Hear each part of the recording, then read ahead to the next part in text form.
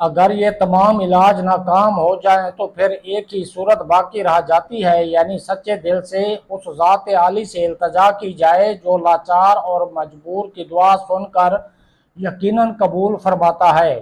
ایسا انسان خود کو اللہ ہی کے در پر ڈال دے، اسی کے آگے روئے، اسی سے فریاد کرے، اسی کے آگے تڑپے، اسی سے عجز و نیاز اور مسکینی کا اظہار کرے۔ بسم اللہ الرحمن الرحیم۔ الصلاۃ والسلام علیک یا سید یا رسول اللہ، الصلاۃ والسلام علیک یا سید یا حبیب اللہ۔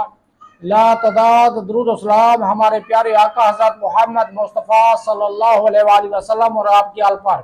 ویور میں مشتاق احمد، آپ دیکھ رہے ہیں یوٹیوب چینل عشق کے روگ کا علاج کے سلسلے کی ویڈیوز چل رہی ہیں۔ ہمارا آج کا جو ٹاپک ہے، گناہ سے محفوظ وہی رہتا ہے جسے اللہ تعالیٰ بچا لے۔ گناہ سے محفوظ وہی رہتا ہے جسے اللہ تعالیٰ بچا لے۔ اگر نفس یہ دوا بھی قبول نہ کرے اور اس علاج سے پہلو تہی کرے تو دیکھنا چاہیے کہ اس خواہش کی وجہ سے کتنی دنیاوی خرابیاں پیدا ہوتی ہیں اور کتنے فوائد کا خاتمہ ہو جاتا ہے۔ حق یہ ہے کہ دنیا کی خرابیاں مسلط کرنے اور دنیاوی فوائد روکنے میں عشق سے بڑھ کر بدتر چیز اور کوئی نہیں، کیونکہ یہ انسان کی مت مار دیتا ہے، جبکہ انسان کے سارے کام عقل ہی کے ذریعے سے انجام پاتے ہیں اور سارے فائدے اسی کے ذریعے سے حاصل ہوتے ہیں۔ اگر اس علاج سے بھی فائدہ نہ ہو تو یہ تدبیر اختیار کی جائے کہ محبوب کے عیوب ذہن میں لائے جائیں اور ایسی خامیاں سامنے لائی جائیں جن کی وجہ سے اس سے نفرت ہو جائے۔ اگر وہ غور کرے گا اور اس کی خامیاں تلاش کرے گا تو اسے معلوم ہو جائے گا کہ اس کے مطلوب و محبوب میں باعث محبت بننے والی خوبیوں کے مقابلے میں اس کے قابل نفرت عادتوں اور خامیوں کا پلڑا بہت بھاری ہے۔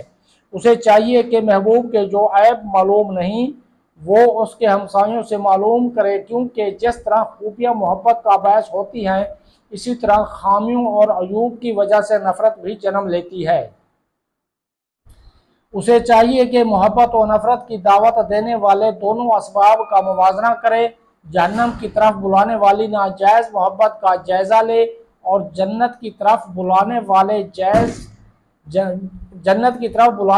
جائز نفرت پر بھی غور کرے۔ پھر دیکھے کہ کون پہلے دعوت دیتا ہے اور کس کا دروازہ قریب تر ہے۔ حدیث میں ہے کہ جب دو آدمی کھانے کی دعوت دیں تو اس کی دعوت قبول کی جائے جس نے پہلے دعوت دی ہے۔ اگر دونوں بیک وقت دعوت دیں تو اس کی دعوت قبول کی جائے جس کا گھر قریب ہے۔ مصنف رحمہ اللہ نے نیکی اور گناہ کے درمیان میلان کو دعوت دینے والے دو افراد سے تشبیہ دی ہے۔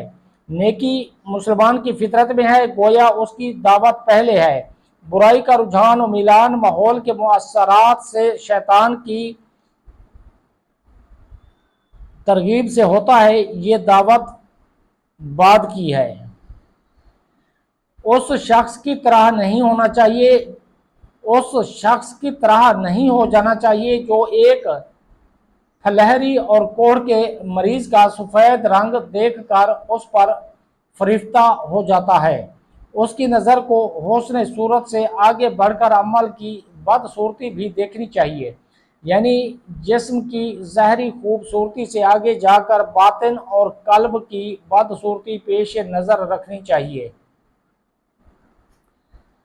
ویور، اب تک کے لیے اتنا ہی۔ اس ویڈیو کو سبسکرائب کر کے لائک اور شیئر کر دیجئے۔ اپنا خیال رکھیے۔ اللہ حافظ۔